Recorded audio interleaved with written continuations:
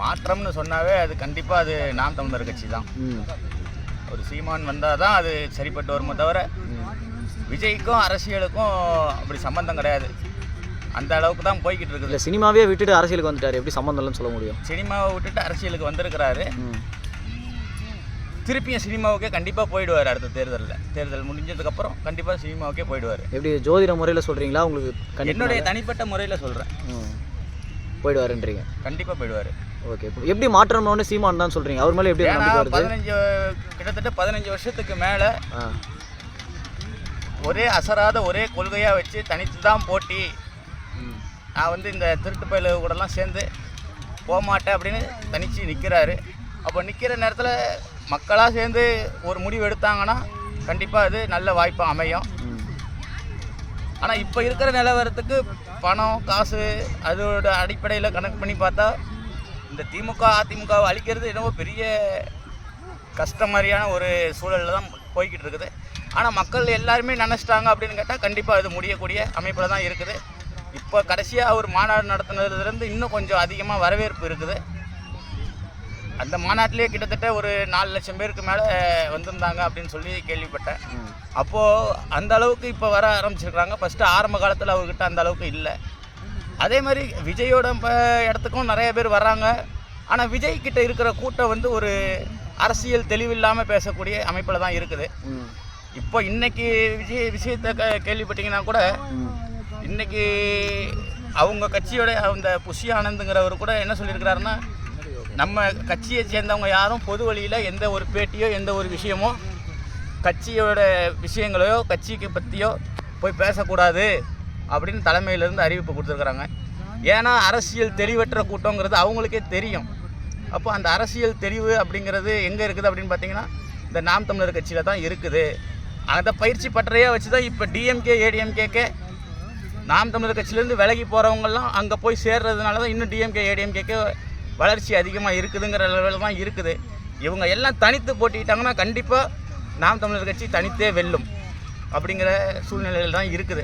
இப்படி இருக்கும்போது கூட பார்த்தீங்கன்னா இப்போ வரைக்கும் சீமான் வந்து எங்களுக்கு ஒரு போட்டியே இல்லை அப்படின்றது தான் தாவேகா தரப்புலையும் திமுக தரப்புலையும் சொல்லக்கூடிய விஷயமா இருக்குது.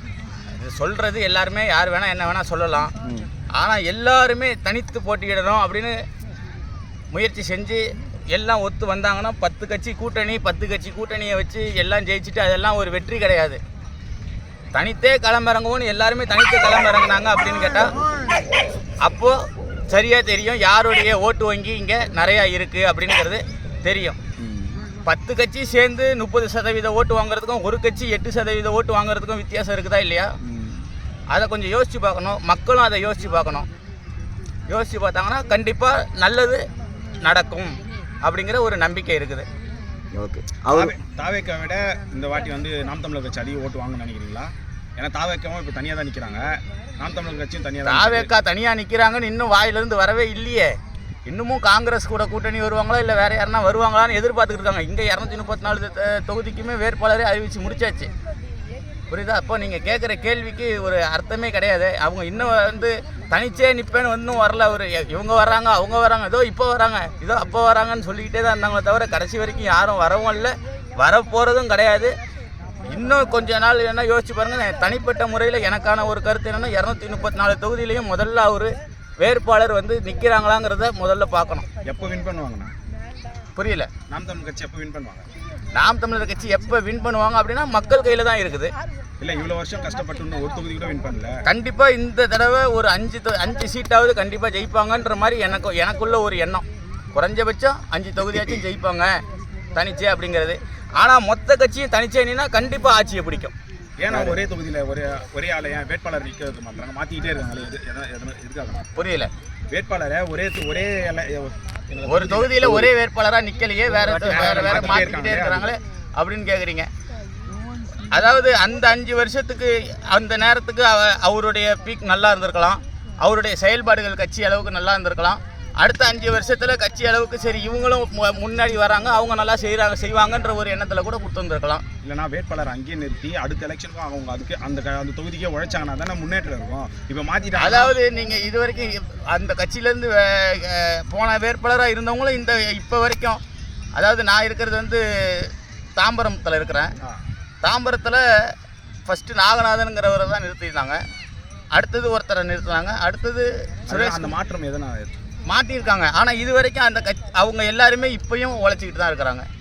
இல்லைனா அதை மாற்றிட்டா மக்கள்கிட்ட அவங்களோட முகம் வந்து பதியாதுல்ல, அவங்க எப்படி ஓட்டு போடுவாங்க? இப்போது சரியாக சொல்லணும்னா விஜய்ங்கிற ஒரே பிம்பத்தில் தான் இவங்க உட்காந்துருக்குறாங்க. அது மாதிரி சீமானுங்கிற ஒரு பிம்பத்தின் மேலேயும் தமிழ் தேசியங்கிற கொள்கை மேலேயும் தான் இவங்க உட்காந்துருக்குறாங்க. தமிழ் தேசியமாக திராவிடமாங்கிறது தான் இங்கே பிரச்சனையே தவிர இவங்க நின்னாலும் யார் நிற்கிறாங்க அப்படிங்கிறதெல்லாம் பிரச்சனை கிடையாது. அதே மாதிரி இப்போது டிஎம்கேவாக இருக்கட்டும் ஏடிஎம்கேவாக இருக்கட்டும் அவங்க கட்டமைப்பு உருவாக்குற நேரம் ஒருத்தங்களே நிறுத்திட்டு இருக்காங்களாங்கிறதெல்லாம் சொல்ல முடியாது. ஆனால் இப்போ ஒருத்தங்களே நிறுத்துறாங்கன்னா அந்த இடத்துல ஒரு தளபதியை உருவாக்கிட்டாங்க. இப்போ அந்த மாதிரி இதுவும் வளர்ந்து வரக்கூடிய கட்சிகள். ஆனால் இவங்களுக்கும் கொஞ்சம் வாய்ப்புகளை மக்கள் கொடுத்தா தான் அது சாத்தியமாகும். உங்களை பொறுத்தவரைக்கும் 26 யார் வின் பண்ணுவாங்கன்னு நினைக்கிறீங்க? 26 எலெக்ஷன் யாரையும் கணிக்கவே முடியாது. மக்கள் தீர்ப்பே மகேசன் தீர்ப்புங்கிற மாதிரி தான் இருக்கும். கண்டிப்பாக எல்லாருமே தலைகீழாக தான் குதிக்க போகிறாங்கங்கிற மாதிரி தான் இருக்குது. யாருக்கும் ஒரு நேராக சொல்ல முடியலை இவங்க தான் வருவாங்க அப்படின்னு கேட்குறது.